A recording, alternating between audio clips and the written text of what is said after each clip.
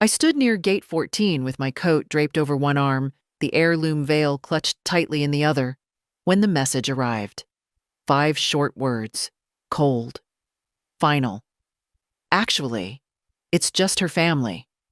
No greeting, no apology, not even a mom. Just that. Like I was a forgotten errand crossed off a list.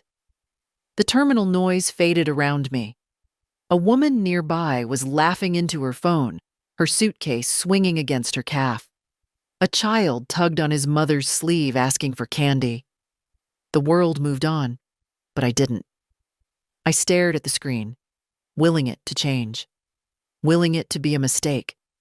But the little dot that meant he was typing never came back. I didn't cry.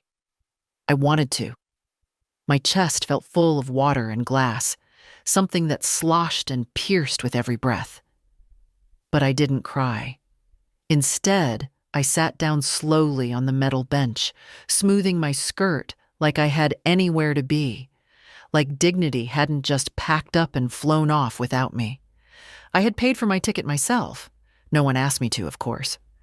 I volunteered, happy to be included, happy to come. I bought a new dress.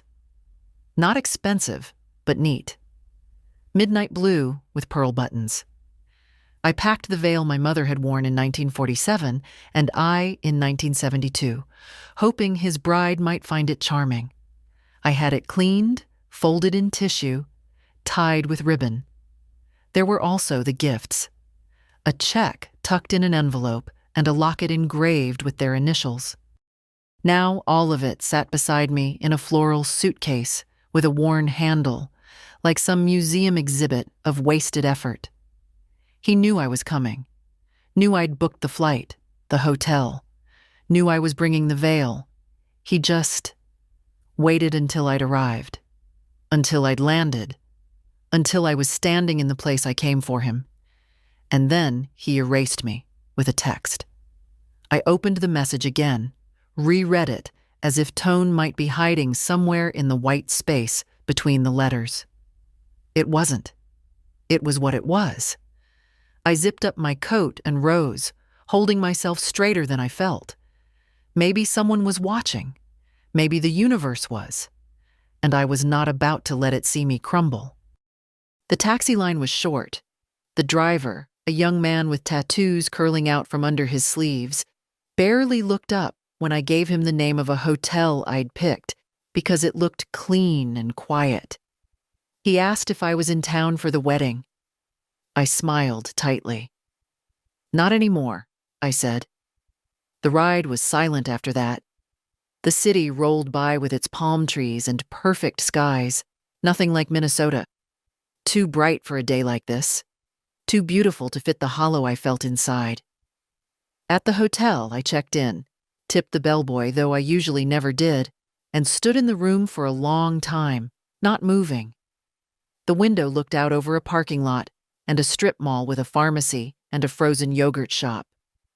Not the view I'd imagined when I'd booked it.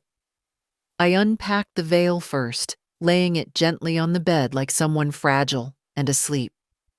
Then the locket. Then the card. I placed them in a row, like evidence in a case no one would prosecute. And then I sat in the armchair by the window and stared. He wasn't always like this. That's the thing. He used to cry when I dropped him off at kindergarten. He used to make me drawings of houses with me inside and hearts over the roof.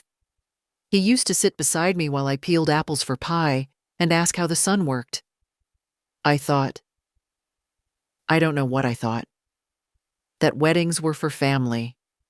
That mothers mattered. That being the one who stayed up with him when he had the measles meant something, even now. That maybe he'd want me to stand behind him that day, quietly, with love. Instead, he erased me. And still, I didn't cry. I sat quietly until the light faded and the neon signs across the street blinked on. Then I stood, walked to the desk, took out the notepad and pen beside the phone, and began to write a list. It had 2 items on it. Cancel the transfer to James, his name. Call Margaret. Margaret is my lawyer. I hadn't spoken to her in months, but suddenly I knew exactly what I needed to say. Because if I no longer had a place at his table, I'd stop funding the feast. I folded the veil back into its box one last time. Then I placed the locket inside and sealed the envelope. Not with tears, but with resolve. The hotel room smelled faintly of lemon disinfectant and something older, old carpets maybe, or tired air. I stood at the little window with my hand on the curtain cord, watching the sky soften from gold to gray. My suitcase sat unopened at the foot of the bed, not because I'd forgotten it, because I wasn't ready to admit I was here, alone, without a purpose. I had come for my son's wedding. I had brought the veil. I had brought the gift. I had packed everything carefully. Extra stockings, my pill organizer, even a nail file in a Ziploc so it wouldn't get flagged at security.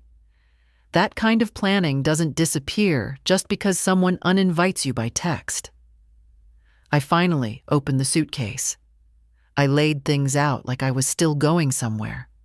Shoes on the floor, dress on a hanger, toiletries in the bathroom. And then I reached for the small wooden box wrapped in a handkerchief nested in the clothes. The veil. It had belonged to my mother, Ruth. Handmade lace, delicate as breath. She wore it at her wedding, and I wore it at mine. I'd had it cleaned and restored, paid more for the preservation service than I'd paid for my own wedding dress. I imagined handing it to my daughter-in-law on the morning of her wedding, telling her how it came from women who stayed, who worked, who loved stubbornly. I imagined her smile. Now I ran my fingers over the fine netting. Too fine for this world, I thought. Too fine for people who send 5-word messages to erase a mother. I put it back in the box. I didn't sleep that night. Not deeply. The bed was too hard, the sheets too white.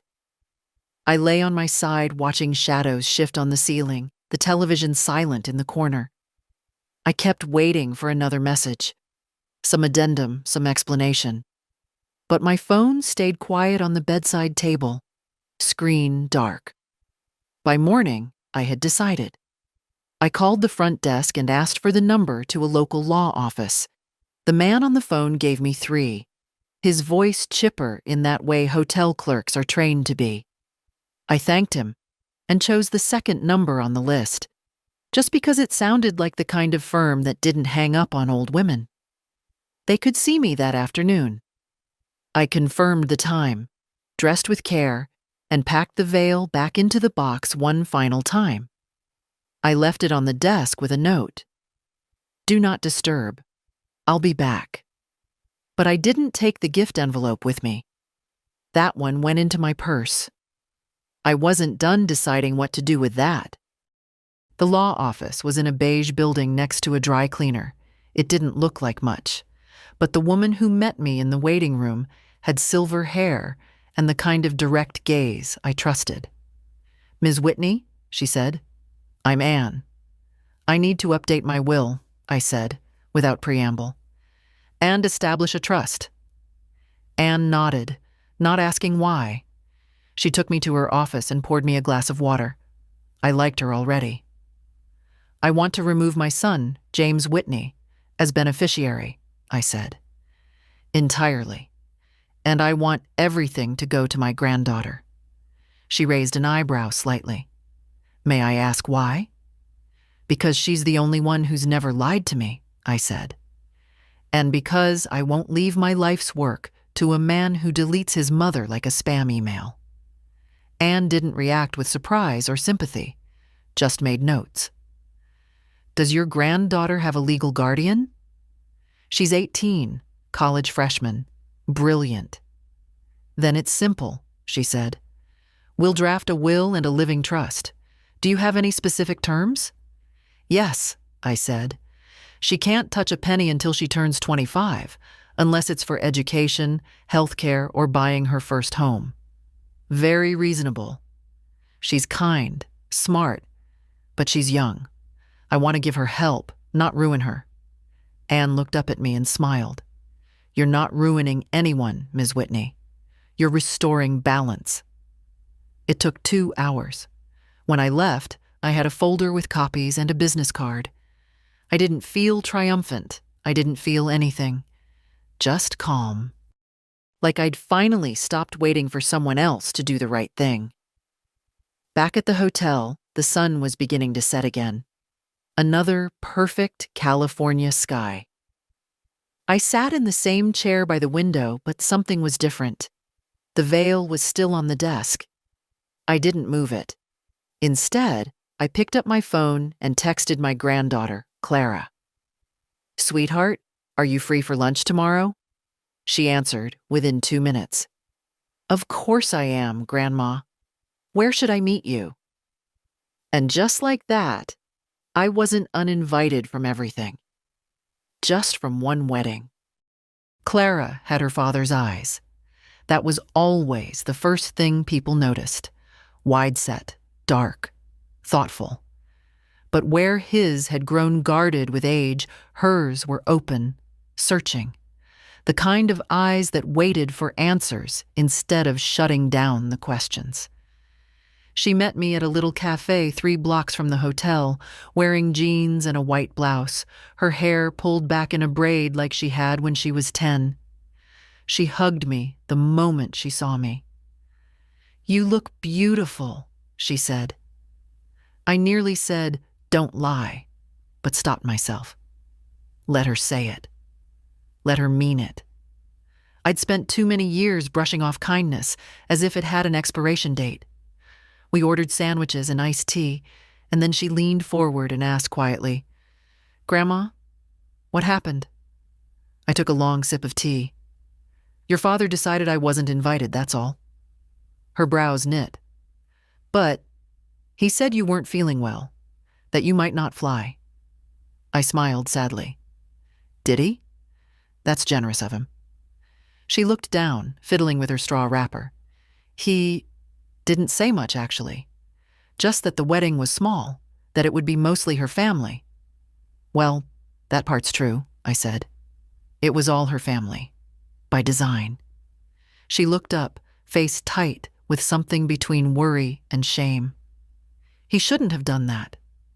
No, I said softly. He shouldn't have. I didn't tell her how it felt in the airport, how my knees went a little weak reading that text. I didn't describe the silence in the room, the weight of the heirloom veil still folded in its box.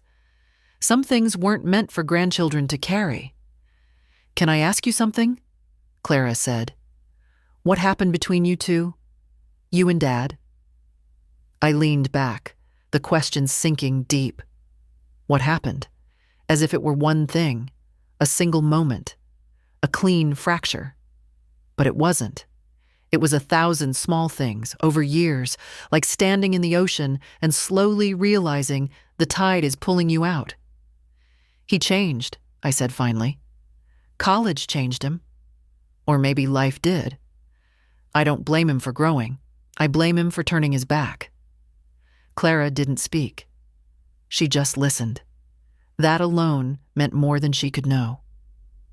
When your grandfather died, I said, James came home for the funeral. He held my hand the whole time. Cried more than I did. He stayed for 3 days, and we cooked, and we laughed, and we remembered. And then he left. And with each visit after that, something closed off in him. I picked up my sandwich but didn't bite. He married fast, moved west. Got a job, a house, a new circle. He stopped returning calls, sent gift cards for Christmas instead of coming home. And when I offered help, he took it, but always with a kind of silence, like he was doing me a favor by accepting it. Clara was quiet. Did he ever say why? No. But I knew. Knew what? I hesitated. That I embarrassed him.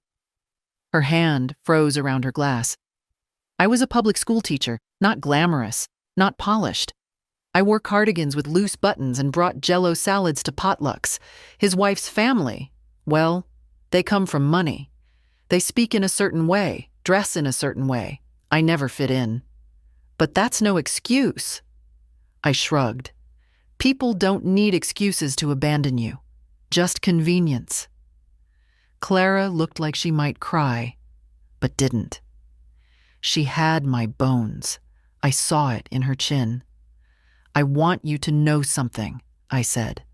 I'm not telling you this to make you choose sides. I'm telling you because no one else will. Because it's the truth. And because I want you to understand that what your father did to me has nothing to do with who you are or who you will become. She nodded slowly. Thank you for telling me. I reached into my purse and pulled out the envelope I'd meant for her father and his bride. Inside was the locket, not the check.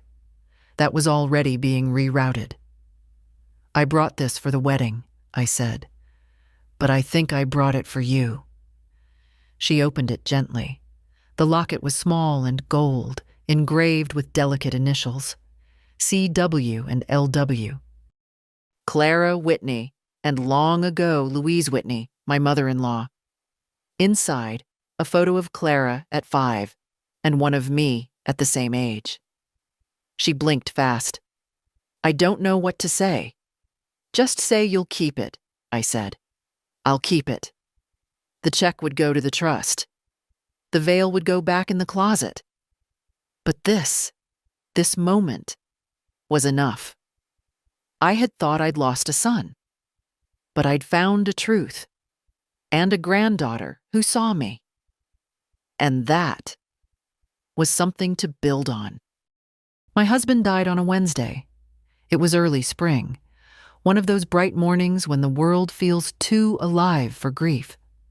The daffodils were just starting to poke through the soil by our porch. I remember because I'd noticed them that same morning, bending to touch one, thinking how stubborn they were. How they always came back, no matter how hard the frost had been. He died quietly. No drama. No long illness. Just a breath that didn't come back. George Whitney was not a remarkable man if you looked at him through the world's lens. He sold insurance, drove a Dodge, made his coffee too weak. But he loved me with a steadiness that outlasted every disappointment life handed us. When my mother passed, he held my hand for 6 straight hours. When I lost the baby before James, he came home from work and just lay beside me until I slept. We were married for 34 years. Not all of them easy, not all of them kind. But we chose each other again and again, even in the quiet. After the funeral, James stayed for 3 days. He helped clean the garage, sorted old papers, took 2 boxes of his father's things back to the airport. On the last morning, he hugged me long, his chin against my shoulder. "You'll be okay, right?" he asked. I said yes. And he believed me. He left me with the house, the Buick, and a bank account that could last if I was careful. He also left me with silence. A long one. In the beginning, I didn't feel it. I filled the days with school. I was still teaching then, 3rd grade, which meant juice boxes and shoelaces and sticky hands. The noise helped. Children don't leave room for too much thinking. But evenings came, and they were quieter than I'd ever known. No voice from the other room asking where the good batteries were. No shuffle of slippers on the kitchen floor. Just the creak of the house and my own breath. The first year, James called every Sunday, always at 5. We'd talk about the weather, about my health, about what he was reading. Then it became every other Sunday. Then once a month. Then only when he needed something. There were excuses, of course. Work, travel, the baby. His wife wasn't big on phone calls, he said. She liked structure. She liked space. I gave him space. enough to lose a continent between us. He never said it outright, but I could feel it in the way he hesitated before introducing me to new people. "This is my mom," followed by a pause, a shift of tone. I wasn't elegant enough. My hands were worn. My laugh too loud. I started sending gift cards for Christmas, just to match the tone. I thought it might make things easier. He never complained. But the cards never came with calls. People talk about the loneliness of widowhood like it's something that happens all at once, like a blow to the chest. But for me, it came gradually. After the casseroles stopped. After the neighbors stopped dropping in. After James stopped saying, "Love you," at the end of our calls. It settled in like dust. I never remarried. Never wanted to. George had been the kind of man you only get once. Not flashy, but real. Present. He used to say, "Some men try to be heroes. I'll settle for coming home." And he always did. Right up until he didn't. There were nights, especially in the second year, when I'd wake up and talk to him anyway. Just soft words into the dark. Telling him what James had said, what Clara had drawn, how the furnace was making a new noise. I knew it was silly. But it helped. I think he would have been angry. Not at James exactly, but at how easily a son can forget who taught him to tie his shoes, who cleaned up his throw-up at midnight, who ran after his bike, cheering the first time the training wheels came off. George would have said, "Mary, don't let him treat you like this." I used to answer out loud, "It's just how he is now." But now, I don't know. Now, sitting in this hotel room with the veil boxed up, the will rewritten, and Clara drinking iced tea with her knees curled under her like a girl half her age, I wonder if George was right. Maybe I let it go too long. Maybe I excused too much. But not anymore. There's a drawer in my kitchen back home that sticks on the left side. You have to tug a little, then it slides open all at once with a clatter. That drawer holds everything I thought I'd never need to reference again. Receipts, bank letters, photocopies, old warranties, and a folder labeled James. I started it when he got married. At first, it was just for organization. I didn't want to forget what I'd given or promised in case he ever asked. But over time, it became something else. A record, maybe. A quiet ledger of what it cost to stay in someone's life when love wasn't enough. The first paper is from 2003, a $12,000 check, down payment for their first apartment. He said it would be temporary, just until they got on their feet. They moved out a year later, into a condo his in-laws helped finance. No one mentioned my part. Next is a credit card payoff. $6,800. He'd lost his job. Said the bills were piling up. I remember sitting at my kitchen table, reading his email twice before calling the bank. I told him not to worry. Mothers don't let their children sink, not if they can help it. Then came the baby. Clara, my shining light. When she was born, I offered a college savings account. He said it was too early, that they'd set something up on their own. They never did. Instead, the folder holds receipts for diapers, a stroller, a hospital bill that somehow didn't get covered. I sent money for each without asking questions. In 2011, a torn knee ligament. He didn't have enough PTO, he said, and the insurance deductible was high. $2,300. I wired it the same day. In 2015, their car broke down. Not the fancy one his wife drove. The older one for errands. I covered the repairs. $120. A year later, the roof leaked. He called in the middle of the night. His voice rushed, low, like he didn't want someone else hearing. "Mom, I hate to ask, but..." He didn't hate it. I wired $8,000 that morning.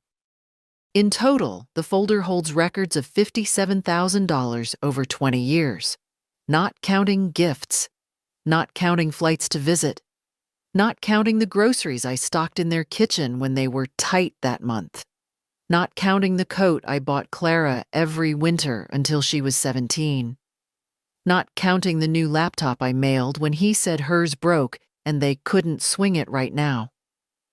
It's not about the money. It never was. If he'd said thank you, if he'd looked me in the eye and called me just to talk, it would have balanced. But somewhere along the way, it stopped being help and became expected. A quiet tax on motherhood. I didn't notice the shift at first. The first 5 years, every dollar felt like a hug from afar.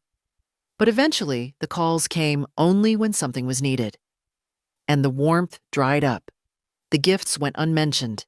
The deposits unacknowledged. Last year on his birthday, I mailed him a check. Just a gesture. He cashed it the next day. He didn't call. He never did. The last paper in the folder is from 4 months ago. A transfer of $3,000 for incidentals ahead of the wedding. Florals, deposits, whatever she needs, he'd said. I sent it that same afternoon. Of course I did. I was thrilled to be included, thrilled to be invited. Funny, isn't it? How much I paid to be disinvited. I looked over the papers one last time before my trip. I'd pulled them out to remind myself that I wasn't imagining things, that the distance between us wasn't just emotional, that I hadn't dreamed the neglect. It was there in black and white. They say love doesn't keep score.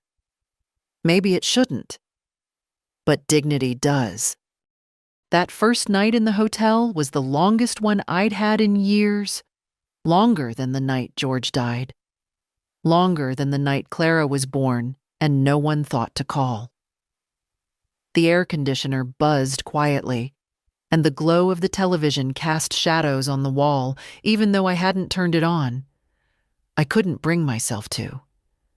The silence felt more honest. I'd unpacked everything, though there was no point. The dress I'd brought hung limply in the closet, untouched. Simple, navy, with a little lace at the collar. I'd picked it because it reminded me of something my mother once wore. Modest, elegant, timeless. It was supposed to be the dress I watched my son marry in. Now it looked like a garment abandoned at a thrift store. The veil lay boxed beside the bed. I couldn't bring myself to put it back in the suitcase. It deserved more than zippers and nylon linings. It had survived generations, and I had brought it here with hope. I made myself a cup of tea using the tiny coffee maker in the corner, the kind of tea that tastes like cardboard and regret. I sat by the window, the cup warm in my hands, watching the cars move in and out of the parking lot below. Somewhere out there, perhaps only a few miles away, my son was laughing, probably finishing his rehearsal dinner, surrounded by people in cocktail dresses and linen shirts, drinking wine paid for by someone else. I wondered if he thought about me at all, if he felt the absence, or if he was relieved. That was the cruelest part, not the exclusion itself, but the possibility that it hadn't even hurt him to do it. I looked at my phone. No new messages, no call to explain, no apology. Just that one 5-word dismissal hours ago. Still there, still unread, still permanent. I opened a blank note on the screen. I started to type. Dear James. Then stopped. What could I say that I hadn't already tried to show? I loved him. I raised him. I never asked for much. And still, he pulled away. Instead, I opened the photo gallery. Scrolled through old pictures. Him in kindergarten, tooth missing, face lit up with mischief. Him at 12, in a scout uniform, saluting crookedly. Him holding Clara in the hospital, pride and fear warring on his young face.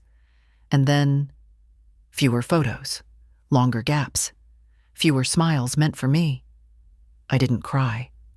I expected I would, but the tears didn't come. It wasn't sorrow I felt. It was something deeper, heavier, a kind of quiet realization that maybe this wasn't a sudden cruelty, but the final confirmation of a slow departure. And then something happened. Somewhere around midnight, as I sat in that stiff chair in the strange room, I felt a shift. It was small, not loud, not brave, just a quiet thought. Maybe this was a blessing. If I hadn't come, I might have gone another year pretending things were fine, sending money, waiting for phone calls that didn't come. Maybe this cruel, sharp moment was the clarity I needed. Because something inside me had started to whisper what George might have said if he were here. Mary, you have a life too. It startled me, that voice. So calm, so clear. I poured the cold tea down the sink and washed the mug. I pulled the extra blanket out of the closet and folded it neatly at the foot of the bed. I brushed my teeth, changed into my nightgown, and smoothed out the comforter with both hands like I used to at home.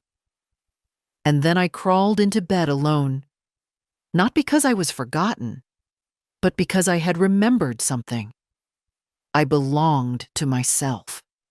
I always had. And if no one else would honor that, then I would. Clara called me the next morning. I was sitting by the window again, coffee in hand this time, trying to work up the appetite for the complimentary breakfast I knew I wouldn't touch. The phone buzzed gently against the table, and when I saw her name, something inside me softened. At least someone still thought of me first thing in the morning. "Grandma," she said, her voice tight. "I just heard. Dad didn't invite you?" I closed my eyes for a moment. "No, sweetheart. He didn't." There was silence on the line, but not the kind that happens when someone doesn't know what to say. It was the kind that fills with disbelief, with anger. I knew that silence. I'd lived inside it for years. I don't understand," she said finally. "He told me it was just going to be a small ceremony, family only. I assumed you were flying in early. I thought you were part of that." "I was," I said gently. "In my mind, I was." "Why didn't you say anything yesterday at lunch?" she asked. "Why didn't you tell me?" I took a breath. Because I didn't want our time together to become about him. I wanted to see you. Just you. I could hear her shifting, pacing maybe. She was like that, even as a child. Always needed to move when something didn't sit right. He never even mentioned it, not once. How could he? "Because it was easier for him to lie than to look me in the eye," I said. "And because he didn't think anyone would ask questions." "Well, he was wrong," she snapped. "I'm asking. I'm going to ask him right now." "No, Clara." She stopped. I could feel it. "No?" she echoed. "This isn't yours to fix," I said. "It's not your battle. It's mine. And I've already decided how to handle it." She was quiet again, but not with that hollow silence. This time, it was listening. Understanding. "What are you going to do?" "I've already done it," I said. "The veil stays with me. The gift goes to someone who deserves it. And my money, Clara, my name, my legacy, it won't go where I'm not welcome." "You rewrote your will." "Yes." "And the trust?" Her voice was careful now, soft. "It's yours," I said. "Not because you asked, not because you're blood, but because you've never treated me like a burden." I could hear her breathing through the line. "Grandma," she whispered. "That's too much. I don't need—" "I know you don't," I said. "That's the point. You've never once made me feel like I owed you anything. That's why I trust you with it." She didn't speak for a long while, and when she did, her voice was steady, but thick. "I'll make you proud. You already do." A knock sounded at her end. Someone calling her, probably. Her father, I guessed. "I have to go," she said. "But can I see you again? After the wedding?" "I'd like that." "No," she said firmly. "I mean it. I want to stay close. I want to know you, really know you." And that, after everything, was the gift I hadn't dared to hope for. After we hung up, I sat still for a long time. The coffee had gone cold again. The world outside was waking up. Somewhere, James was tying his tie, checking his reflection, making jokes about florists running late. And he had no idea that his daughter had just stepped quietly away from the narrative he'd written. No rebellion, no scene, just a quiet, clear step. And maybe that was enough. The call to the bank wasn't impulsive. It was deliberate, measured, like setting down a heavy box you've carried too far for too long. I waited until mid-afternoon when I knew the lines would be quieter. I'd checked the time difference. Minnesota was 2 hours ahead, and dialed the number printed on the back of my debit card. Not the mobile app, not the website. I wanted to speak to a person. I wanted to hear it said aloud. "Thank you for calling Northern Prairie Bank," the woman chirped. "This is Rachel. How can I assist you today?" "My name is Mary Whitney," I said. "I need to review and cancel all scheduled external transfers from my accounts, and I want to revoke a linked authorization." There was a short pause. I could hear her typing. "Certainly, Mrs. Whitney. I'll just need to verify a few details before we begin." I answered her questions without hesitation. Birth date. Last 4 digits. My childhood pet's name. Samson. A Labrador, loyal to the end. Unlike some. Once I was verified, her tone shifted slightly, more respectful. "I see there are currently 3 scheduled recurring transfers. One to a James Whitney, monthly, for $850. One quarterly for $2,000 labeled household support, and one annual disbursement of $5,000 set for next month. I want them all canceled," I said. "Permanently?" "Yes, and I'd like to revoke any access he has to view or request changes to my account." Rachel hesitated. "He's listed as a secondary contact on your online banking, with permissions to initiate but not finalize transfers. We can remove that access immediately." "Do it." She typed again. "Done. May I ask, just for our records, should we mark this as fraud, family reassignment, or personal change of circumstances?" "Call it clarity," I said. Silence. Then quietly, "Understood." I asked her to email me the updated confirmation, and she did so within minutes. I read every line, every canceled dollar, every severed link. There it was. Tangible. Real. For 20 years, I had subsidized his life like a silent investor in a company that never listed me on the board. Rent, bills, emergencies that turned into patterns. I did it because I was his mother, because I thought that's what love meant. But it's not love when only one person shows up. It's not family when the calls come only with conditions. And I'm not an ATM. That night, I took out the folder labeled James from my suitcase. I had packed it on instinct, not knowing if I'd need it. Now, I opened it one last time. Each sheet felt heavier now. Not because of the money, but because of the silence that had followed each transaction. No thank you. No calls. Just quiet withdrawals. I stacked the papers neatly, placed them back in the folder, and slid it to the bottom of my suitcase. I would shred them when I got home. A new ritual. Not one of erasure, but of release. In the silence of the hotel room, I lay back on the bed, hands folded over my stomach. I didn't feel angry. I didn't feel bitter. I felt clean. The kind of clean that comes after you finally speak the truth out loud. Maybe James would call when he noticed. Maybe not. But for once, I wouldn't be waiting. The next morning, I walked. Not because I had somewhere to be, not because anyone expected me, but because the air felt good on my skin and I needed to remember what it meant to move without purpose, just for the sake of feeling alive. The hotel was near a small downtown square, the kind with benches and old trees that had survived half a dozen sidewalk renovations. I passed a bookstore with a wooden sign that creaked gently in the breeze. A woman my age was arranging paperbacks in the window, humming to herself. Across the street, a little boy tugged at his father's hand, pointing at something in the bakery window. The father bent down, nodded, laughed. They walked in together. I stood watching them longer than I meant to. Years ago, that had been me and James. A cold day in Minneapolis, a coffee shop on Hennepin Avenue. He was 4, wanted a cinnamon roll bigger than his face. I said no. He pouted. I caved. He licked the frosting first, and we both laughed when it stuck to his nose. I hadn't thought about that moment in years. The ache surprised me, not because it was painful, but because it wasn't. It was warm, a good memory.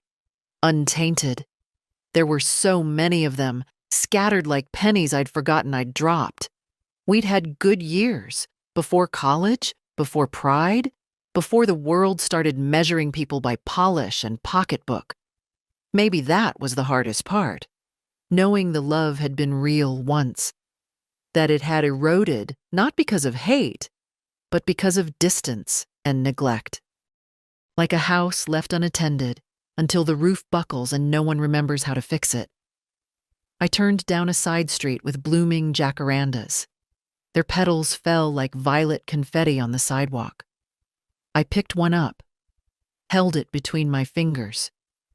So fragile, so persistent. I passed a bridal shop. The mannequins wore gowns heavy with beading and illusion sleeves. In the center, a young woman in a pale green dress was adjusting the train of another, pinning the back.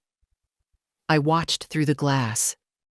She wasn't my daughter-in-law, and that wasn't my veil. But for a moment, I let myself pretend. In another world, maybe I had helped her pick it. Maybe I'd sat in a chair in that same shop, clasping my hands in my lap, blinking back tears as she turned toward the mirror. Maybe she'd reached for me. Maybe she'd said, "Thank you for raising him." But we don't get to live in the maybes. We live in the day after. And in that day, I walked on. A bench under a tree called to me, and I sat down. Birds darted between branches overhead. A little girl ran by with a helium balloon, her grandfather trailing behind. He smiled at me. The kind of smile older people share with each other without needing names.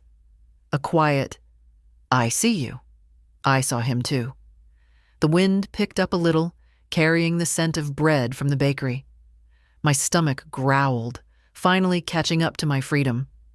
I stood, dusted off my coat, and walked back toward town. I stopped in that bakery, bought a cinnamon roll. I told the woman behind the counter, "Make sure it's got too much frosting." She laughed. Back in the square, I sat again and ate slowly, tearing off pieces, watching the world pass by. No one knew me here. No one expected anything. And yet, for the first time in days, maybe years, I felt more seen than I had at any family gathering. Sometimes dignity doesn't come with grand statements or door-slamming ultimatums. Sometimes it's a woman eating a cinnamon roll on a bench, savoring her own company, while her bank account breathes free and her heart finally beats without apology. The law office was quiet, tucked above a real estate agency in a 2-story building with green trim and peeling paint. No reception desk, just a brass plaque on the door. Chambers and Reed, attorneys at law. The kind of place that didn't waste money on appearance, and I liked that. Anne opened the door herself. She wore the same navy blazer, the same composed expression. She offered me a seat and poured water into a thick glass. I didn't need it.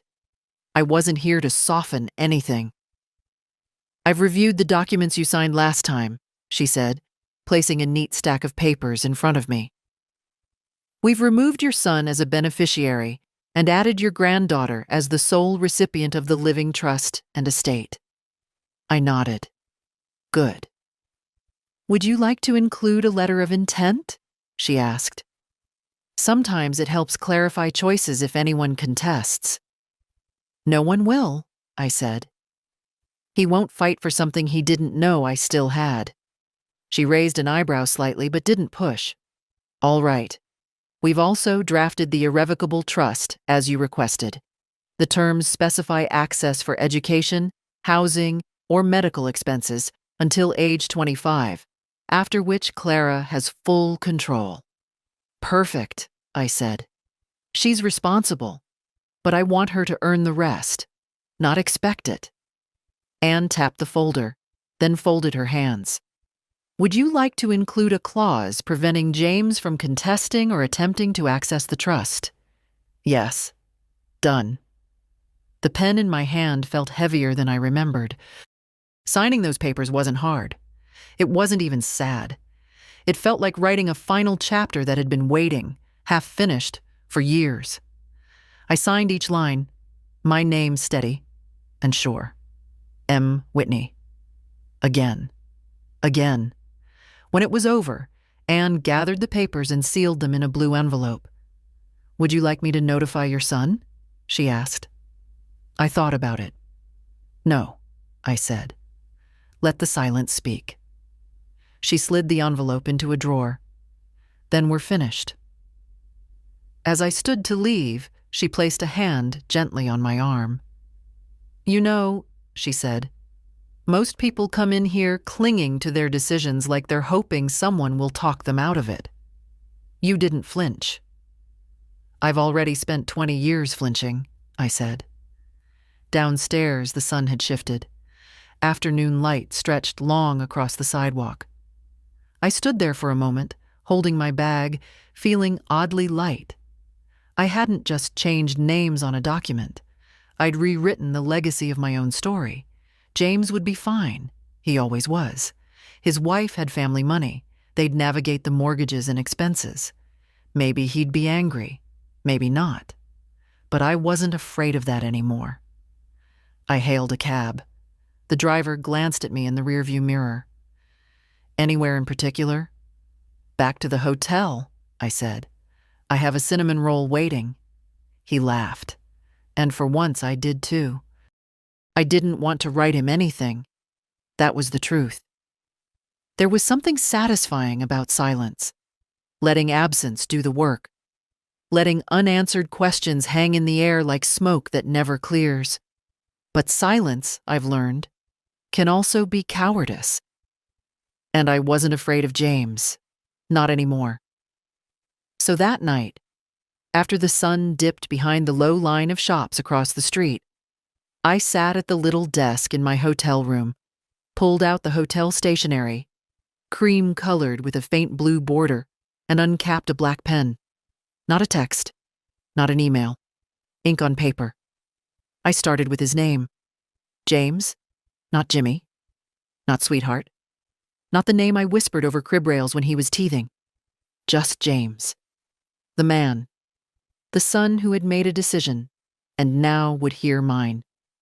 I paused, then wrote. I arrived Thursday, as planned. I brought the veil, the gift, and the dress you'll never see. I sat at gate 14 with a suitcase full of history and hope, and I received your message just before baggage claim. 5 words. Actually, it's just her family. I waited. I thought perhaps it was a mistake, that you would follow it with another. I'm sorry. We'll figure it out. Please still come. But nothing came. So I made my own plan. I stayed in a hotel. I walked the city. I watched strangers be kind to each other. I ate a cinnamon roll alone on a bench and felt more dignity than I have in years. I thought about what it means to be a mother. I thought about what I gave you, my time, my body, my money, my stories. I remembered staying up all night with you during fevers, making birthday cakes shaped like dinosaurs, driving to spelling bees and soccer games and piano lessons. You were never unloved. You were never unsupported. And yet, somewhere along the way, you decided that I no longer fit the image you wanted, that I was too plain, too small town, too much like where you came from, and not enough like where you were going. I don't begrudge you your success. I wanted you to have everything. But I never expected that in giving you that freedom, I would lose my place in your life entirely. I wasn't angry when you sent the message. I was empty. And then surprisingly, I felt relieved. Because finally, I had permission to stop waiting, to stop sending checks and quiet love and photos that went unreturned, to stop wondering what I had done wrong. It wasn't what I did. It's what you chose. You chose not to invite your mother to your wedding. Not out of cruelty, perhaps, but out of discomfort. You didn't want to explain me. You didn't want to fold me into your curated life. So I will not be folded. Instead, I've opened something new. I've canceled all future transfers and removed your access to my accounts. I've rewritten my will. Clara is now the sole beneficiary of my estate. Not because I want to punish you, but because she has never pretended I don't exist. She met me at a cafe and asked what happened. She listened. She stayed. She cared. You used to be that boy. Maybe one day you'll want to find him again. If you do, I won't slam the door. But I won't stand in the doorway either, holding a tray of forgiveness for someone who hasn't asked. Your absence at your own wedding may not have looked like a chair left empty, but it was. Mine. And now that I've filled it, with my own self, my own voice, I'm not giving it back. I wish you peace, and I wish you honesty. The kind that starts when you look in the mirror and ask, what did I choose? Love, because I never stopped. Mom, I read it twice before folding it. No rage, no theatrics, just truth, weighty and clear. I slipped it into an envelope, wrote his name on the front, and left it on the corner of the desk. Not for mailing, not yet. But it existed now, like a stone placed gently on a grave, not to mark a death, but to say, I came, I remembered, and now I can walk on. The morning of the wedding dawned like any other, sunlit, clean, with a breeze that tugged gently at the palms outside my window. No fanfare, no ache, just morning. I had no invitation.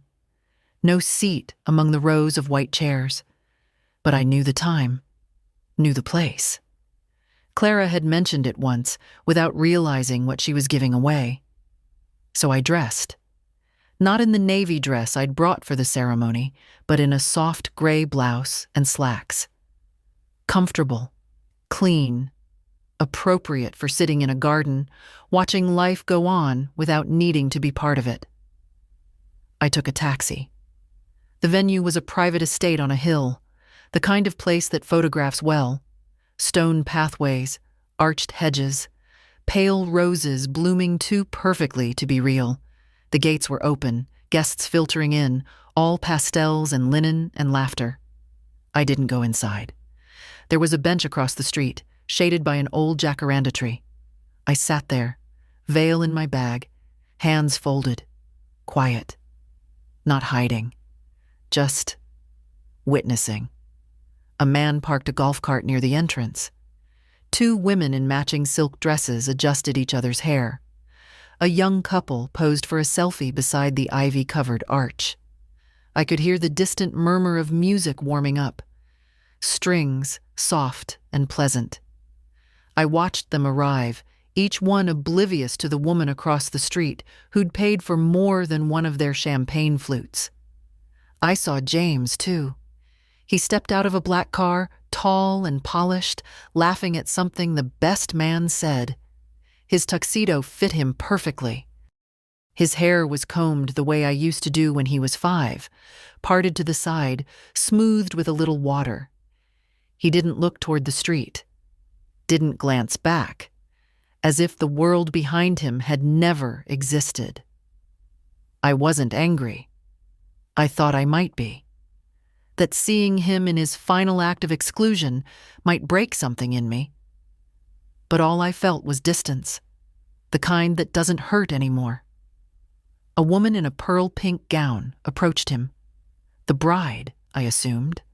Her smile was radiant, practiced. She looped her arm through his and said something I couldn't hear. He nodded.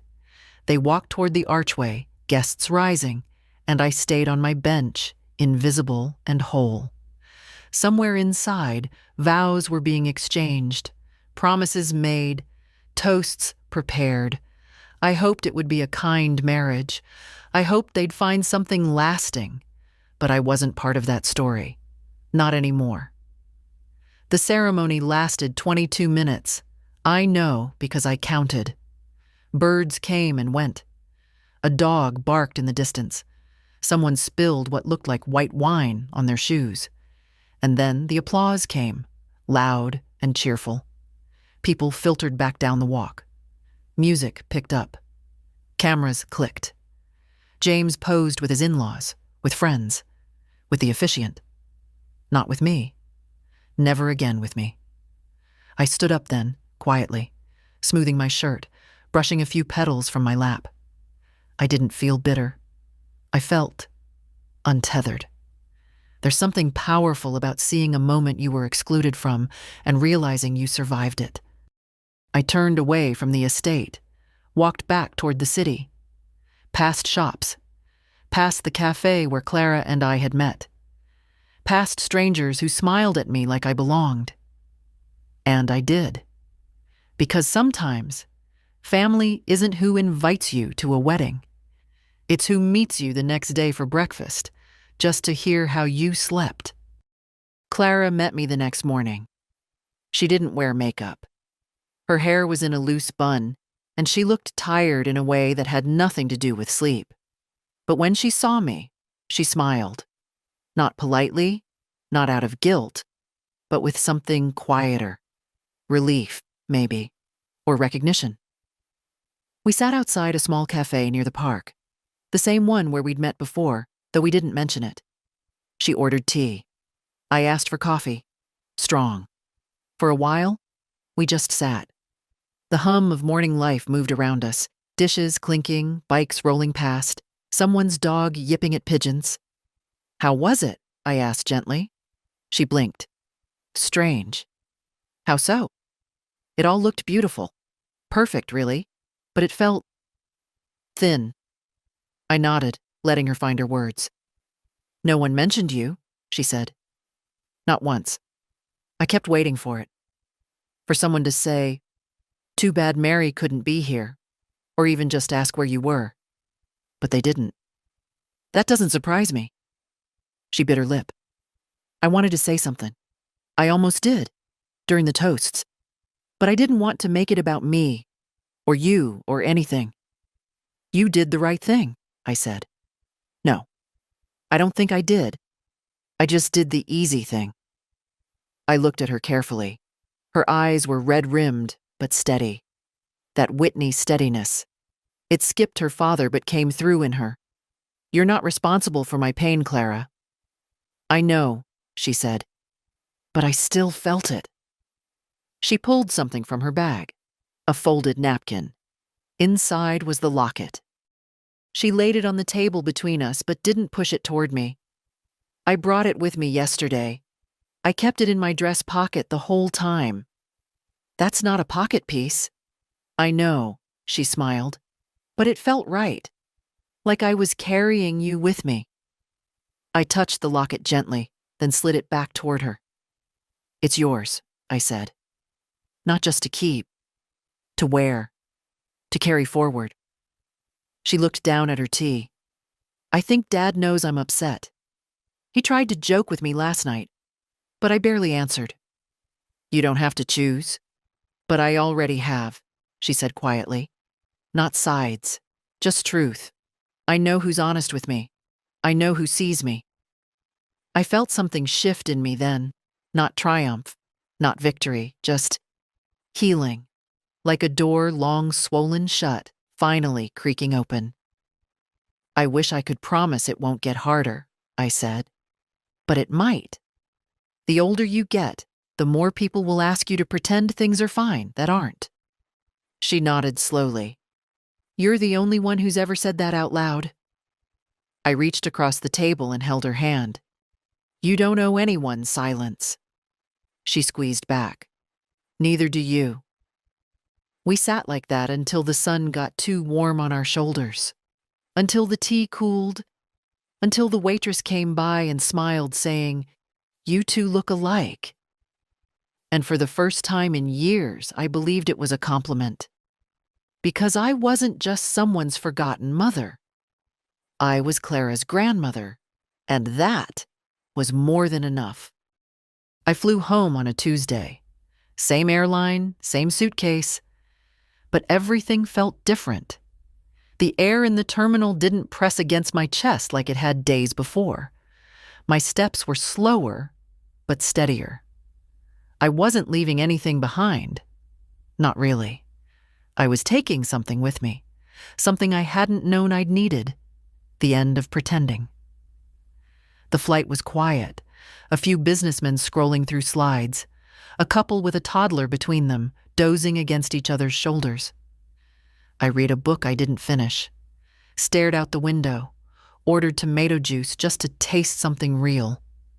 The Minneapolis sky was soft and low when we landed, not dramatic, not cold, just honest, the kind of gray that asks nothing of you. A cab took me home. The driver didn't speak much, and I didn't fill the silence. The streets looked exactly as I'd left them. That was a comfort, not a disappointment. When I stepped through my door, the familiar creak greeted me like an old friend. The house smelled faintly of dust and lavender cleaner. Nothing had changed.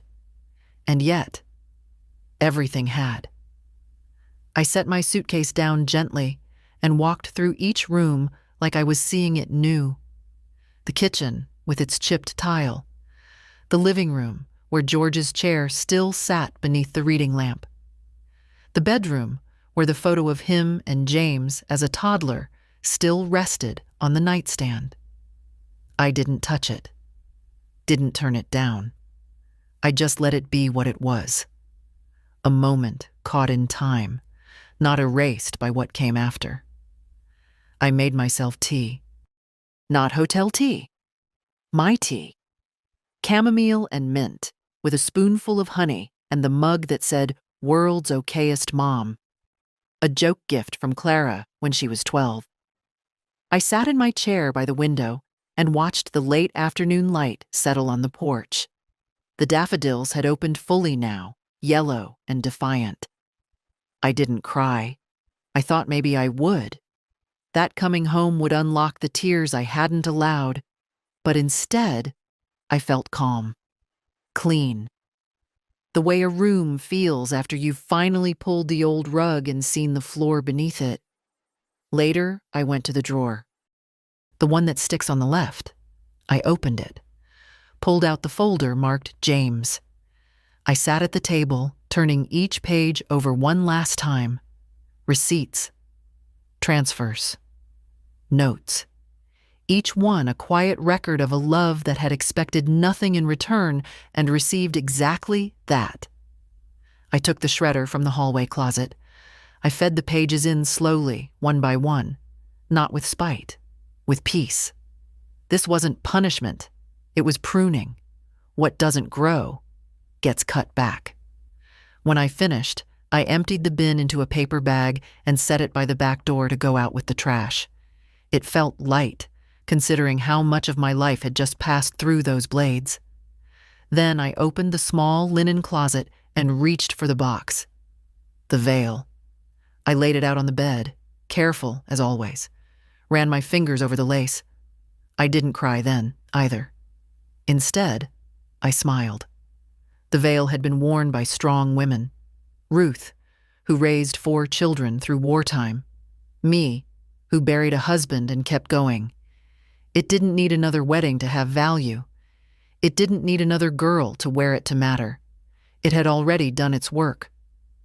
I folded it back into its cloth, tied it with the same ribbon, and placed it in the cedar chest. Maybe Clara would want it one day. Maybe not. I wouldn't ask. That choice would be hers, the way this week had finally been mine. Before bed, I opened my phone. A single message from James. "Hope you're doing okay. Ceremony went well." I stared at it a long while. Then I deleted it, not unanswered, not angry. Just unnecessary. I climbed into bed. Same side. Same blanket folded at the foot. I turned off the light, let the quiet fill the room, and breathed. No one was going to rewrite the past, but I had rewritten my place in the present. And in the morning, the daffodils would still be standing. So would I. It's been 3 months since the wedding. The seasons turned slowly here, as they always do. The trees shifted from pale green to that fuller, heavier shade they wear just before the heat sets in. My garden's blooming again. Lilacs this time, and some stubborn tulips I thought wouldn't return. I spend more time outside now, not to escape the house, not to busy my hands, just because the world feels gentler when I'm not trying to prove anything to anyone. I water the plants, watch the neighborhood kids ride their bikes too fast, bake small things no one asks for, and I rest. I rest in a way I hadn't realized I'd forgotten. Sometimes Clara calls. Sometimes she comes by. We don't talk about the wedding, not anymore. We talk about her courses, the book she's reading, a boy she's not sure about. She brings coffee sometimes, leaves wearing one of my old cardigans. Always says thank you. Always hugs me longer than needed. That's our rhythm now, not a replacement. A beginning.